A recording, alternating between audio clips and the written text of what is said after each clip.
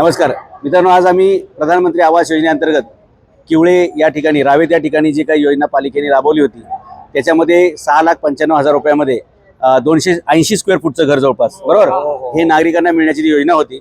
परंतु त्या जागेवरती काहीतरी वाद होता असं पालिकेच्या अधिकाऱ्यांचं म्हणणं आहे आणि त्याच्यामुळे ते प्रोजेक्ट त्यांनी कॅन्सल केलं। यात पहिला प्रश्न असा आहे की ज्या जागेवर वाद आहे त्या जागेवरती पालिकेने ही योजना राबवली कशासाठी, बरोबर?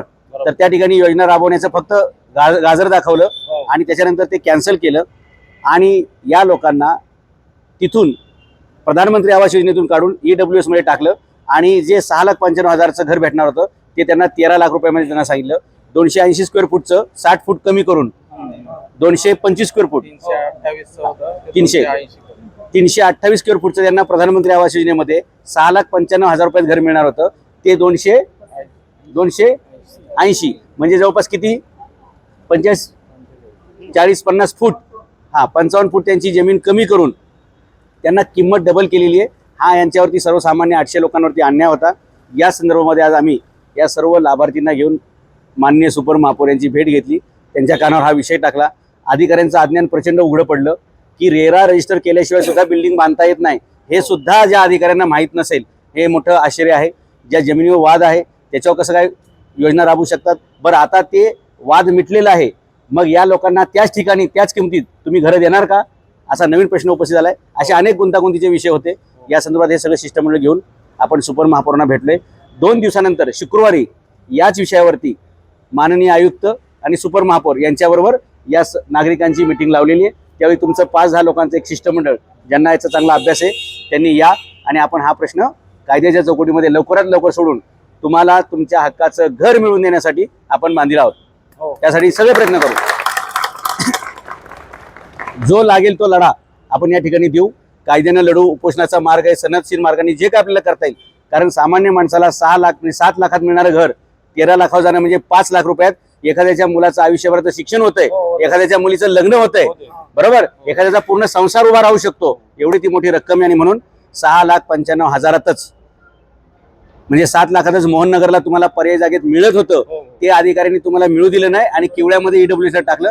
हा अन्याय, हे सगळं आपण महापौरांच्या लक्षात आणून दिलेले, त्याच्यावर अधिकारी अभ्यास करतील आणि शुक्रवारी, आज बुधवार आहे ना, शुक्रवारी आज बुधवार आहे, गुरुवारमध्ये शुक्रवारी या संदर्भात आयुक्तांवर मीटिंग होईल आणि जो काही निर्णय होईल ते आपले सगळे प्रतिनिधींच्या समोर होईल आणि शेवटच्या माणसाला घर मिळेपर्यंत आपण हा लढा थांबवायचा नाही। आज जसे तुम्ही सुट्टी काढून आलेला आहात, एक 5 लाख रुपये कमवायला मला वाटतं एखाद्याला 2-4 वर्ष लागतात, तेवढे पैसे जर तुमचे वाचणार असतील तर आपण इथं आंदोलनाला, आपण इथं उपोषणाला आणि आपण ह्या सगळ्या मार्गांना तयार राहिलं पाहिजे। काय वाटतं? तयार आहात? Are you ready? Are you ready? Are you ready? Loan केले, पैसे 25% लोकांनी लोन करून पूर्ण पैसे महानगरपालिकेला पोहोचवले। तो विषय पण आपण हाताळू। काय करूया, शुक्रवारची आपली मीटिंग आहे, त्यावेळी सगळे 5-10 मुद्दे जे काय असतील ते लिहून आणा, 1 बाय 1 त्याच्यावर आपण चर्चा करायला पाहिजे।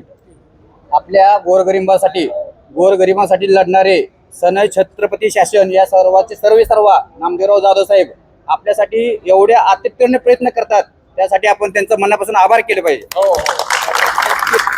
मी वेगळं काही काम करत नाहीये। जो राजमाता जिजाऊंचा, छत्रपती शिवाजी महाराजांचा, शाहू महाराजांचा, बाबासाहेबांचा, महात्मा फुलेंचा जो वारसा आहे तोच मी चालवायचा प्रयत्न करतोय।